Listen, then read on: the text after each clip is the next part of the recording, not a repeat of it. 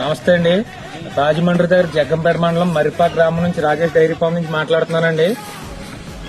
చూడండి నా దగ్గర చూడండి హెవీ సైజు 6 పళ్ళు మీద ఇది ఉందండి. అన్నీ ఉన్నాయి చూసుకోండి. చూడండి రోజు మీద 30 లీటర్ల పాలు ఇచ్చే గేదెలు నా దగ్గర అందుబాటులో ఉన్నాయండి. మీరు నేరుగా రండి చూసుకోండి.